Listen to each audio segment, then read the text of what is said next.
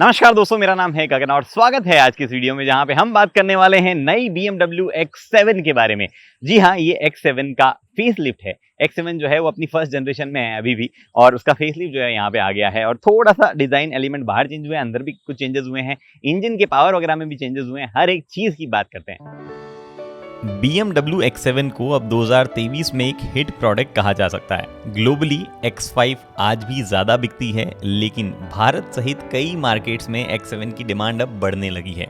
इसका कारण ना सिर्फ 7 सीट्स का होना है, बल्कि गाड़ी का X5 से बड़ा दिखना भी है। गौर करने वाली बात यह भी है कि X5 का अपडेट अभी तक हमें देखने को नहीं मिला है, और फन टू ड्राइव एलिमेंट को अगर निकाल दें तो कोई भी X7 को X5 से ऊपर ही प्रेफरेंस देगा। आइए देखते हैं इस फेसलिफ्ट में क्या क्या बदलाव मिलते हैं। ओके जी, तो चाबी से शुरुआत करते हैं। चाबी जो है यहाँ पे बदल दी गई है। आपको नई BMW की चाबी देखने को मिलेगी। ये BMW का बटन है जिससे लॉक भी होती है गाड़ी, और यहाँ पे साइड में जो है बाकी चीजें आती है। यहाँ पे आपका कस्टमाइज बटन, या आपका बूट जो है वो आपको खोलना हो कम्प्लीटली, बंद करना हो तो, और ये अनलॉक जो है उसके लिए। ऑब्वियसली लॉक और अनलॉक के साथ में window roll up roll down जो है वहाँ यहाँ पे हो जाती है।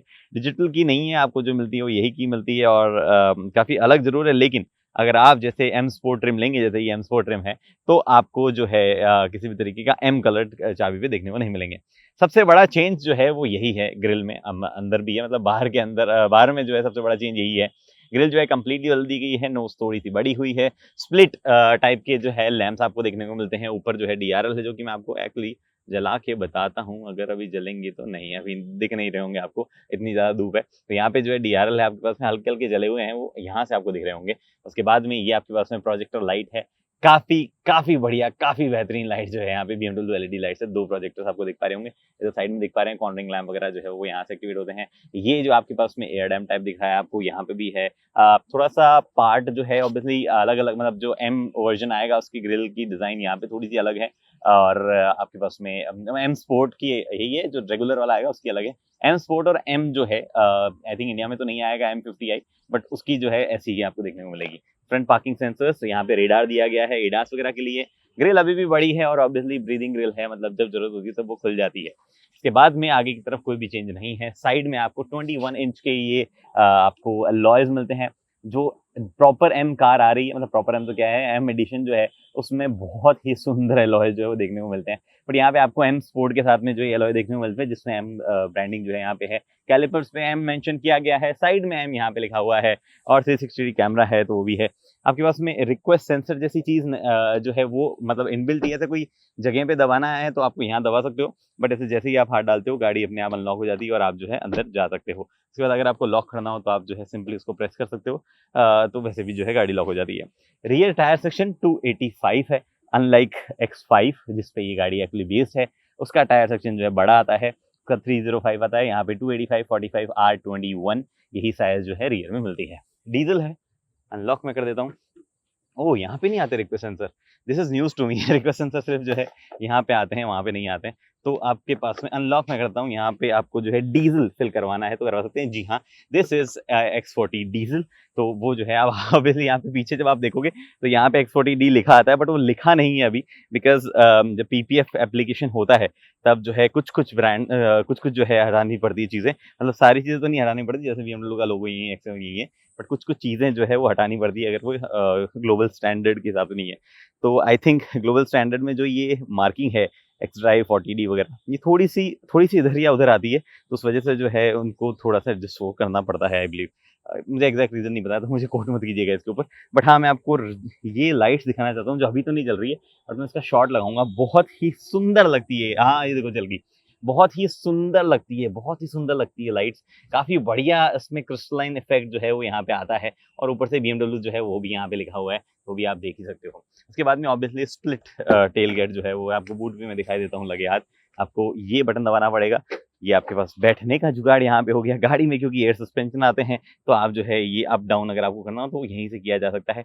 अभी गाड़ी क्या ऊपर जा रही है नीचे जा रही है? अभी ऊपर जा रही है, थोड़ा नीचे, मतलब नॉर्मल हाइट पे थी तो अभी ऊपर जा रही है, और इसी को दबाऊंगा तो सबसे नीचे भी आ जाएगी, सबसे लोएस्ट एक्सेस वाली हाइट पे।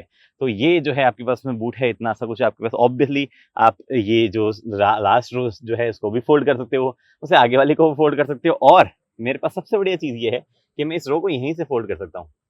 तो ये वो वाली सीट्स आगे गई, ठीक है। अब ये सीट नीचे गिरेंगी, ये वाली सीट भी आगे चलेगी, ये सीट भी नीचे जाएगी।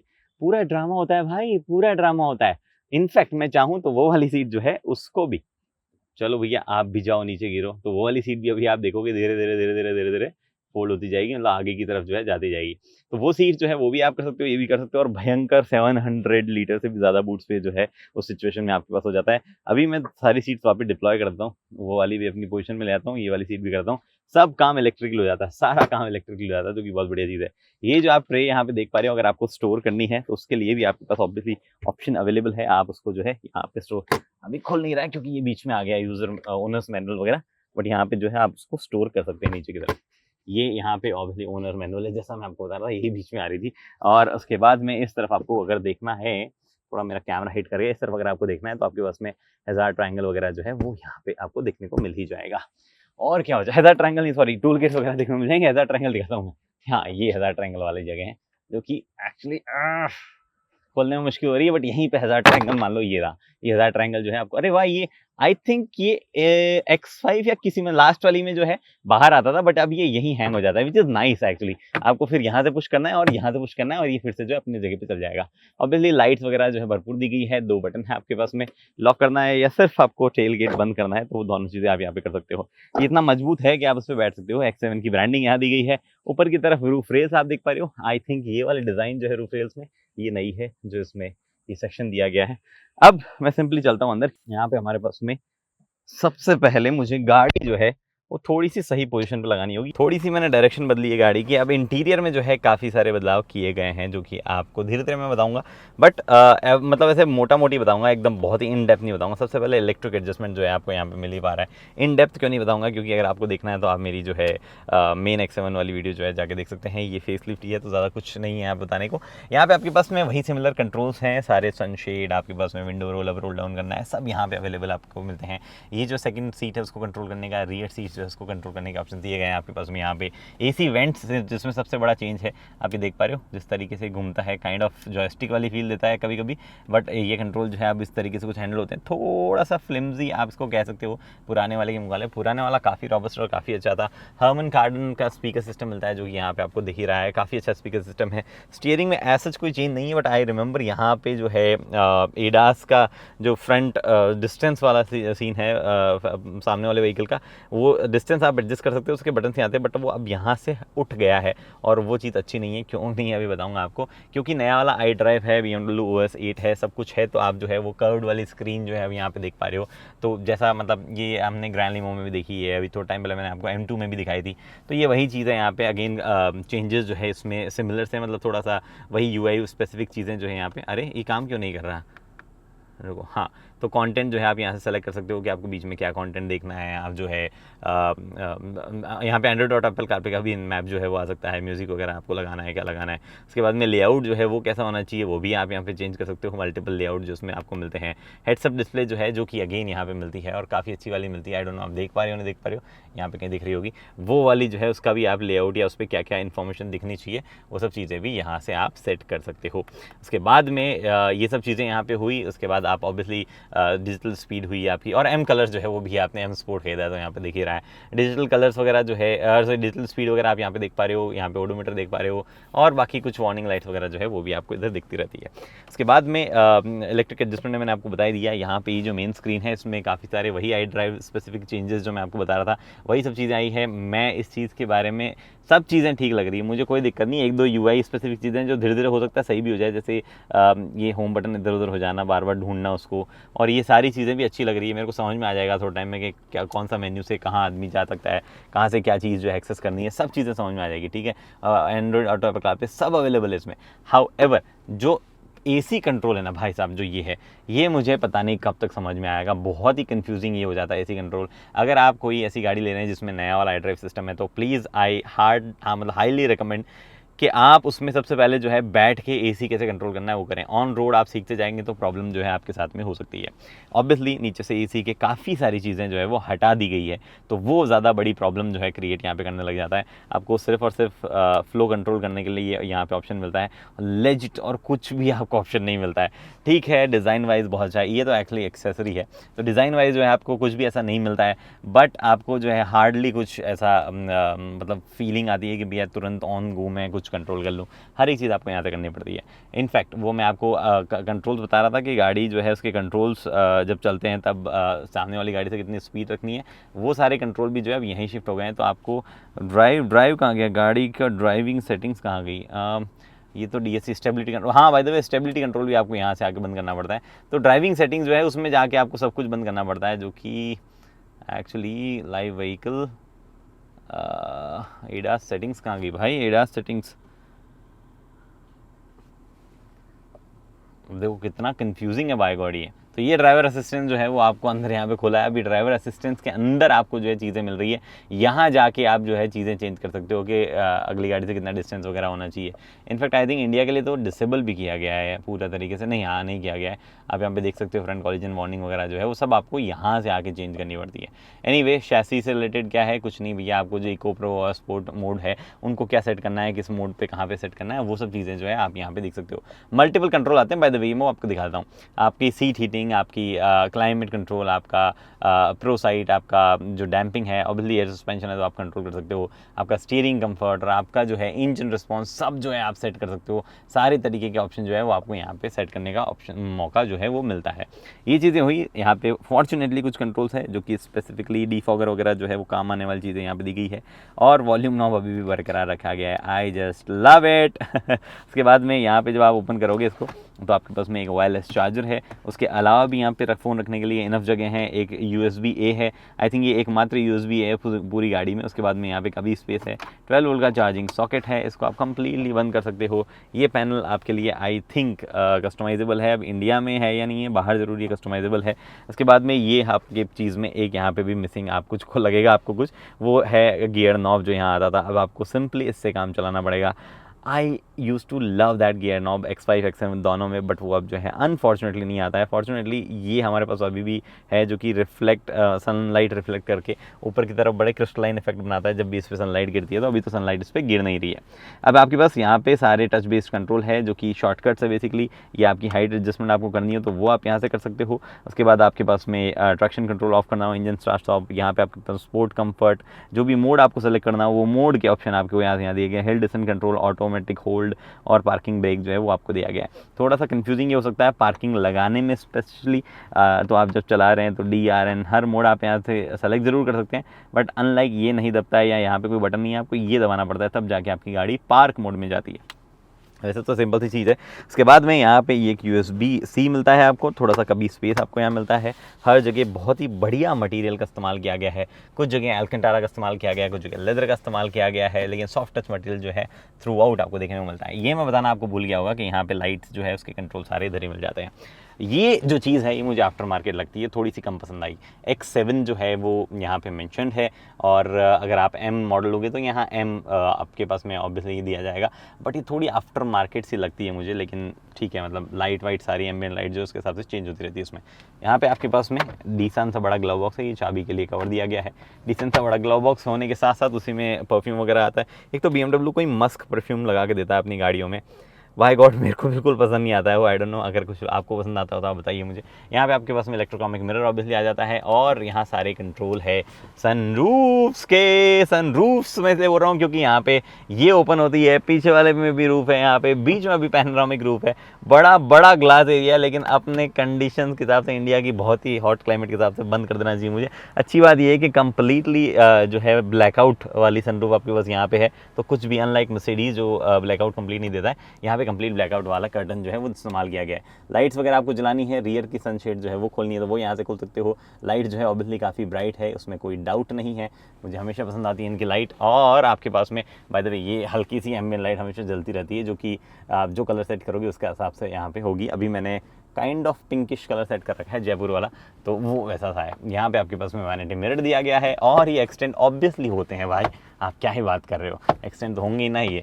उसके बाद में इनफैक्ट Q7 में तो वो डबल वाले भी आते हैं एक्सटेंड होने के साथ साथ। ये सब चीज़ें हैं यहाँ पे। आगे की तरफ मैं सीट एडजस्ट कर लेता हूँ, जो कि मल्टीपल वेज में आप एडजस्ट कर सकते हो। उसके बाद मैं पीछे की तरफ चलूँगा, बहुत ही बढ़िया एडजस्टमेंट सीट का जो है अवेलेबल है आपके पास में। सीट्स एक्चुअली चेंज हो गई है, जो मैं आपको बताना भूल जाता हूँ, बट सीट चेंज हुई है और काफ़ी कंफर्टेबल हो गई फॉर दैट मैटर। आपको इंग्रेस एग्रेस में बाय द वे थोड़ी सी प्रॉब्लम हो सकती है, बिकॉज रनिंग बोर्ड बाहर है। अगर आपकी हाइट 5 फुट 8 इंच 10 इंच के आसपास है तो, और उससे ज़्यादा लंबी हाइट है तो फिर प्रॉब्लम नहीं होगी। ये आपके पास मल्टीपल कंट्रोल सीट के आपके यहाँ मिलते हैं, बोल्स्टर सपोर्ट वगैरह सब आप कर सकते हो। इनफैक्ट थाई जो है वो भी एक्सटेंड आप यहाँ पे कर पाते हो, थाई सपोर्ट को भी, हर एक चीज़। मतलब मुझे नहीं लगता कि इस सीट पे अगर आप एडजस्ट नहीं हो पा रहे हैं तो किसी भी सीट पे आप एडजस्ट हो पाएंगे। बहुत ही कंफर्टेबल है। सीट का लेआउट जो है, बेसिकली सीट का डिज़ाइन जो है वो भी थोड़ा सा चेंज किया गया है, काफ़ी अच्छा है एक्चुअल में वो अब लगने लगता है। टच फील में भी बहुत बढ़िया जो है ओवरऑल वो लगता है। उसके बाद में मैं सीधा पीछे आ जाता हूँ। हाँ, एक और चीज़, सॉफ्ट क्लोज फंक्शन जो है वो आपको दिया ही जाता है।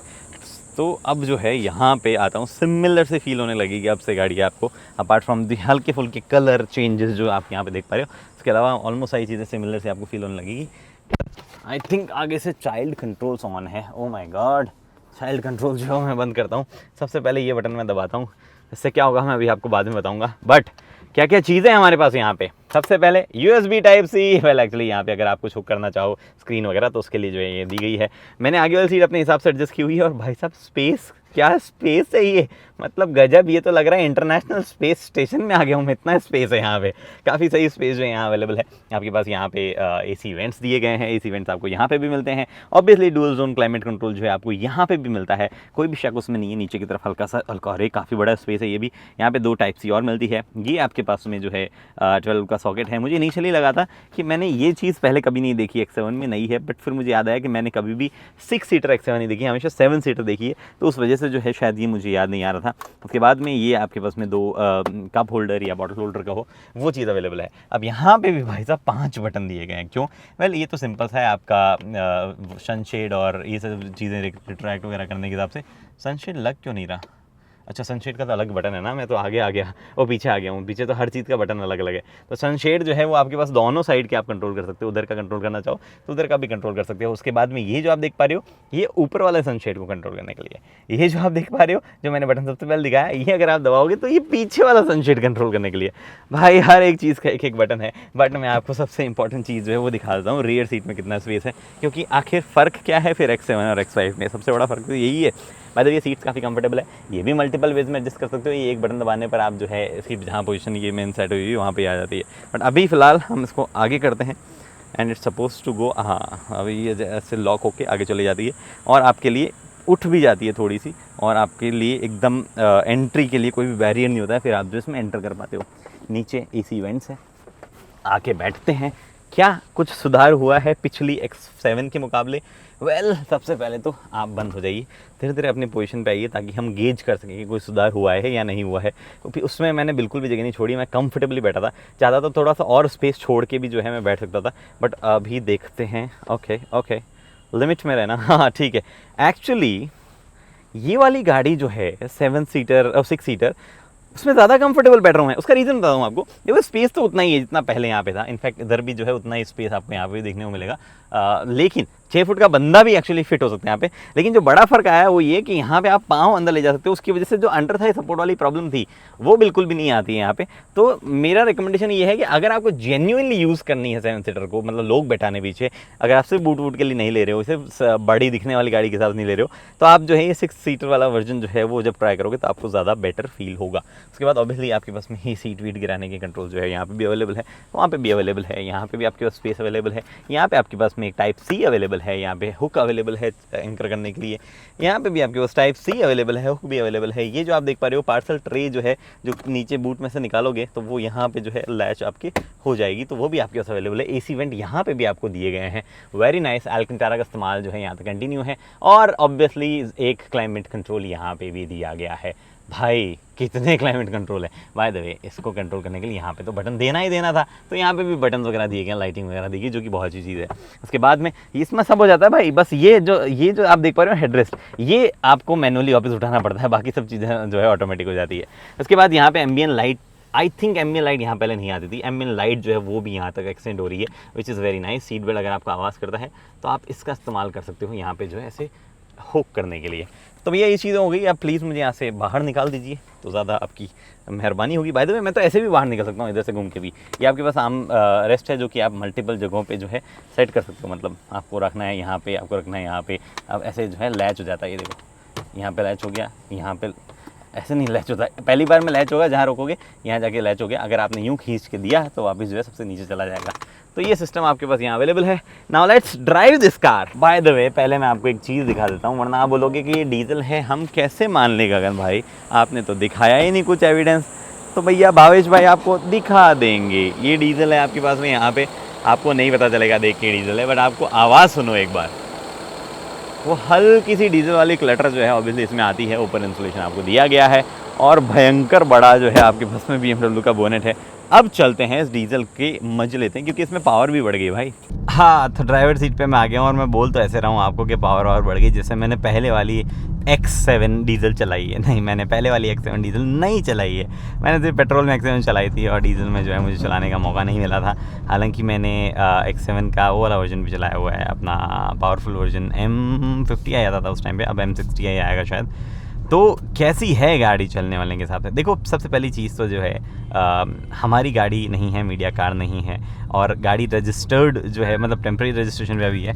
तो मैं चाहता नहीं हूँ कि मैं ओनर से ज़्यादा इसको चला दूँ, इसलिए मैं ज़्यादा नहीं चला रहा हूँ। तो मैं जो है इतना ज़्यादा नहीं चला के भी मैं आपको बोल सकता हूँ ऑलमोस्ट सिमिलर फील है जो पहले वाली X7 में थी, ऑलमोस्ट सिमिलर फील है। बस हाँ, वो जो इनिशियल पावर मतलब ओवरऑल पावर बूस्ट जो है वो हल्का सा इनिशियली भी फील होने लग जाता है। प्रॉब्ली वो 48 वोल्ट माइल हाइब्रिड सिस्टम की वजह से उस तरीके से वो फील होता है, हल्का सा एक्स्ट्रा पंचीनेस वहाँ पे फील हो रही है। और वो सब लोगों ने कहा है, मेरे को तो डीजल में वैसे ही एक्स्ट्रा पंचीनेस लग रही है। 340 PS की पावर और 700 न्यूटन मीटर का टॉर्क जो है वो आपको यहाँ पे मिलता है। भाई इतने सारा टॉर्क और पावर का आप क्या ही करोगे, कहाँ जाओगे बताओ इतना टॉर्क और पावर लेके। बट एनीवे बहुत ही एफर्टलेसली ये जो गाड़ी जो है चलती है। आई थिंक इसका एक 4.4 V8 जो आता है BMW का वो भी आता है इसमें, अब आने लगा है। मतलब M60 इंडिया में नहीं आता होगा, बट वो एफर्टलेस ही चलता होगा बिकॉज स्लो स्पीड वगैरह में, सिटी वगैरह में क्रूज़ करने में। एंड आई एम श्योर जैसे ही आप स्पोर्ट मोड दबाते होंगे उसमें और उसकी पावर ज़बरदस्त निकल जाती, मज़ा आ जाता होगा।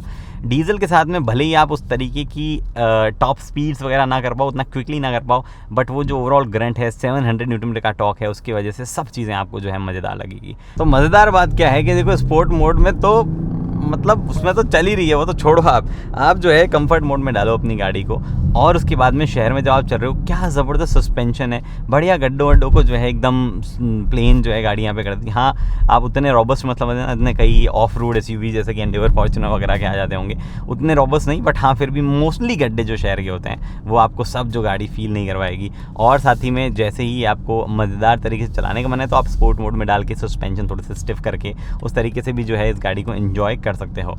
ये फास्ट लेन क्यों एंजॉय करते हैं मेरे तो समझ नहीं आती, धीरे धीरे चलते रहते हैं, फास्ट लेन एंजॉय करते रहते हैं। 70 की अलाउड स्पीड है यहाँ पे, 50 पे फास्ट लेन हॉक कर रखी है इन्होंने। बट एनीवे अब तो मैं भी हॉक करूँगा क्योंकि मुझे भी रिटर्न करना है। तो यहाँ पे जो है हमारे पास में सीन ये है कि गाड़ी चलती बढ़िया है, हाँ ठीक है, मतलब it's not a proper BMW। ऐसा नहीं है कि आपको बहुत ही बढ़िया स्टीयरिंग फील वगैरह जो है गाड़ी निकाल के दे देगी, ऐसी कोई भी चीज़ नहीं है। बट कंफर्ट जिस तरीके का है उस तरीके से गाड़ी बहुत बढ़िया है। निखिल हमारे पीछे बैठे हैं और आई थिंक मोस्टली ओनर जो है वहाँ पे भी बैठेंगे। निखिल कैसा लग रहा है मामला? मज़ेदार, बहुत ही कंफर्टेबल लग रहा है। और ऐसे ओनर वाली फील आ रही नहीं आ रही? निखिल की हाइट एक्चुअली बहुत अच्छी है और फिर भी निखिल कंफर्टेबली बैठा है, जो कि अगेन एक प्लस पॉइंट यहाँ पे हो जाता है। तो ये चीज़ें जो है ओवरऑल है गाड़ी। अगर आपको डिटेल में ड्राइविंग डायनेमिक्स के बारे में जानना है तो मेरा X7 का पुराना वाला वीडियो देख लो। बट डीजल की ओवरऑल मैंने बात यहाँ पे करी ली कि डीजल जो है वो ज़्यादा बेटर ऑप्शन है, नो डाउट अबाउट इट, अगर आपकी रनिंग ज़्यादा है और मोस्टली सिटीज़ वगैरह में है तो जी कंक्लूजन क्या है? कंक्लूजन हमारा ये है कि देखो, अगर आपको चाहिए एक बड़ी गाड़ी जो दिखती बड़ी हो और जिसमें 6 लोग बैठ सकते हो तो आप X7 कंसिडर कीजिए, वरना X5 बहुत अच्छी गाड़ी है। बट आई अंडरस्टैंड मोस्टली लोग X7 ही लेंगे क्योंकि उनको थोड़े कुछ एक्स्ट्रा पैसे डालने पर जो है बड़ी गाड़ी वाली प्रेजेंस जो है वहाँ पे आ रही होगी। But X5 still is very good to drive, बहुत मज़ेदार है। आई थिंक एक अच्छा सा अपडेट ला के उसको बहुत सुंदर सी करके BMW को प्राइस कम करके बेचनी चाहिए लेकिन ऐसा कुछ नहीं होने वाला है। बट अगेन X7 जो है उसका अपडेट आ गया है, जो कि एक्चुअली अच्छी बिकने लगी है X5 के मुकाबले, तो वो एक बढ़िया चीज़ यहाँ पे है। फिलहाल इस वीडियो में इतना ही। उम्मीद करता हूँ वीडियो पसंद आई है। लाइक शेयर सब्सक्राइब आप कर सकते हैं। थैंक्स टू रेस्पेक्टिव ओनर जिन्होंने ये गाड़ी हमें दी again, and also to Detailing Bull. और कभी थोड़ी और ज़्यादा चलाने को मिल जाए तो मज़ा आ जाए।